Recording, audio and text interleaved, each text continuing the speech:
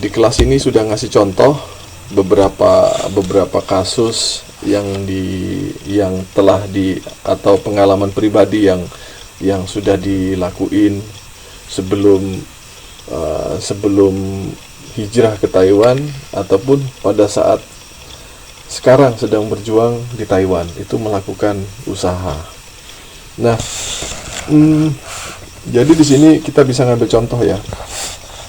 Ada seorang yang memiliki usaha kerajinan kulit dengan tujuan utama untuk mencari nafkah tanpa menghitungkan dan memikirkan kehidupan jangka panjang usaha tersebut. Nah, sementara itu ada juga orang yang memulai usaha berjualan. Kalau biasanya kan kalau ini kan banyak itu bikin gerobak kecil, jualan hamburger, itu dimulai dengan perencanaan yang matang mengenai usaha yang dia lakukan. Nah, dengan harapan usaha tersebut nanti akan melakukan pengembangan. Nah, dari kedua contoh tersebut, tadi yang usaha kulit loh ya, yang usaha kerajinan kulit dengan tujuan utama hanya untuk mencari nafkah. Terus yang satu jualan burger di pinggir jalan, tapi dia melakukan perencanaan yang matang. Nanti ini memang dari kecil jualannya sedikit-sedikit, tapi lambat laun nanti akan seperti ini dan akan menjadi besar dan akan buka di tempat yang lain. Nah, dari dua contoh tersebut, maka si pengusaha kerajinan kulit di sini dikatakan sebagai pengusaha kecil, bukan seorang wirausaha sejati. Nah, kita bisa lihat tuh wirausaha sejati di sini ditunjukkan dalam contoh kedua. Dalam contoh tersebut, sepemilik usaha dalam mendirikan usaha tersebut meletakkan dalam pemikirannya tentang bagaimana pengembangan usaha yang dijalankannya. Tidak hanya asal memiliki suatu usaha, meskipun pada awalnya usaha itu hanyalah merupakan usaha kecil. Pertumbuhan dan perkembangan yang tengah dan akan terjadi dihasilkan dari visi dan aktivitas wirausaha. Nah, ada pengalaman yang cukup menarik yang pernah disampaikan oleh seseorang. Nah, ini contohnya saya. Saya pernah tuh ketemu dengan teman bapak saya. Nah, teman bapak saya ini kebetulan dari etnis Tionghoa. Nah, kalau temannya bapak biasanya saya panggil Om. Nah, kebetulan beliaunya orangnya baik dan ramah. Jadi pas waktu itu saya ada satu pertanyaan yang pernah saya sampaikan ke beliau. Saya tanya, Om, kenapa orang Cina itu kok rata-rata berhasil dalam usahanya? Saya bilang gitu. Kalau buka toko, coba lihat, kita bisa lihat di pinggir jalan itu, di sepanjang jalan di daerah sini itu kebanyakan yang punya orang Cina dan rata-rata besar. Lalu kemudian beliau menjawab, yang Mas Nurul lihat itu kan yang sekarang, dia bilang begitu. Nah, kalau orang kami, beliau ngomong orang kami, maksudnya orang Tionghoa. Kalau orang kami itu punya prinsip, kita kerja keras dan jujur. Kalau belum mampu makan nasi, biasanya kami makan bubur. Beda sama orang pribumi. Kalau orang pribumi itu biasanya gini, dapat uang 1.000, biasanya dia akan membelanjakan 1.000 semua, 1.000 rupiah itu semua. Nah, kalau kami, karena kami ini adalah kalau sekarang rata-rata jadi warga negara Indonesia. Nah, kalau dulu, waktu zaman dulu itu kami warga negara asing. Nah, kami tidak mempunyai kebebasan seperti saat ini. Itu kata ini teman bapak saya. Jadi kalau kami usaha, biasanya kalau misalnya ada hasil 1.000 rupiah, itu biasanya akan kami sisihkan sebagian, kami simpan. Nah, kalaupun misalnya dalam makan, memang kelihatannya agak pelit, tetapi ini cara kami untuk mampu bertahan. Biasanya kami nggak makan nasi. Jadi biasanya kami makan bubur. Karena kalau nasi dicampur air yang agak banyak itu kan bisa bikin kenyang, katanya begitu.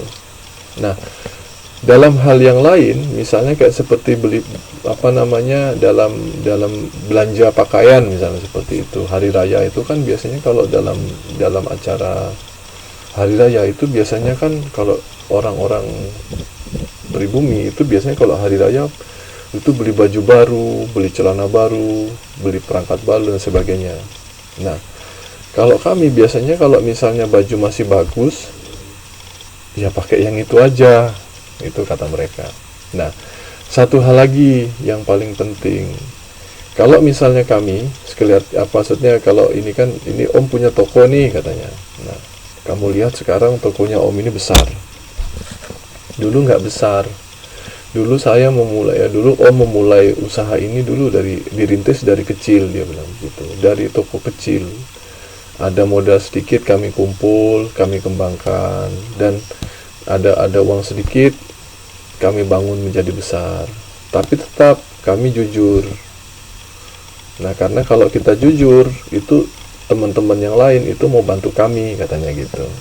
Dan akhirnya sekarang besar. Jadi perjalanannya panjang, Nurul, dia bilang gitu.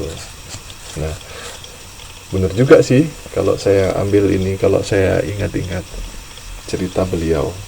Nah, seperti itulah karakteristik wirausaha. Nah, kalau di dalam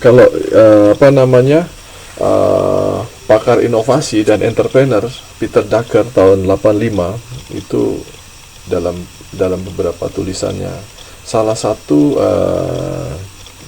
bukan salah satu sih, ada 9 ciri-ciri pribadi atau personal trait dalam karakteristik utama wirausahawan. Salah satunya adalah dorongan berprestasi.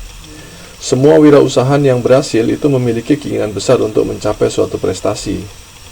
Siapa contohnya? Ada beberapa teman yang ada di kelas ini itu punya dorongan berprestasi itu cukup kuat gitu, seperti itu. Atau mungkin semua yang ada di kelas ini itu punya karakteristik ini, dorongan berprestasi. Prestasinya apa? Yaitu biasanya dia ingin di atas. Nah, yang kedua yaitu bekerja keras. Sebagian besar wirausahawan itu mabuk kerja demi tercapainya sasaran yang diinginkan. Kerja. Kita bisa lihat orang-orang yang besar, pebisnis yang sudah besar, itu rata-rata semua punya karakteristik bekerja keras. Makanya mereka pasti akan bilang kerja keras, kerja benar. Nah, seperti itu. Yang ketiga yaitu memperhatikan kualitas. Wirausaha menangani dan mengawasi sendiri bisnisnya sampai mandiri sebelum ia memulai dengan usaha yang baru lagi. Benar-benar nih ditekuni. Sesuatu yang ditekuni pelan dengan proses yang benar. Yakin pasti nanti akan ketemu jawaban yang diinginkan. Yang keempat adalah sangat bertanggung jawab. Tadi itu yang ketiga memperhatikan kualitas ya. Tanggung jawab. Wirausahawan sangat bertanggung jawab atas usaha mereka baik secara moral, legal maupun mental. Ini barang atau produk yang saya tawarkan ke konsumen. Saya ini punya tanggung jawab nih. Nggak main-main. Itu produk yang terbaik yang pernah saya buat, katakanlah seperti itu. Walaupun bikin nasi goreng ataupun buat masakan-masakan yang nantinya akan dijual atau buat gorengan, kita bisa melihat usaha kecil, contohnya gorengan. Ada nggak di daerah saudara-saudara, di daerah teman-teman, salah satu produk olahan contohnya seperti pisang goreng atau singkong goreng yang rame pembelinya? Ada nggak? Ada, Mbak Osniar. Mbak Osniar dari mana, Mbak ya? Kalau ngomong, coba Mbak ngomong, Mbak. Semarang, oke. Dan ada yang saya lihat itu, ada yang di beberapa daerah itu dia sampai pakai nomor antrian. Nah, kalau saya waktu di Jogja itu biasa makan di ini. Ada nggak di sini yang orang Jogja di kelas ini? Nggak ada ya. Di Jogja itu ada di daerah apa namanya, ada namanya bakmi Mbah Mo. Jadi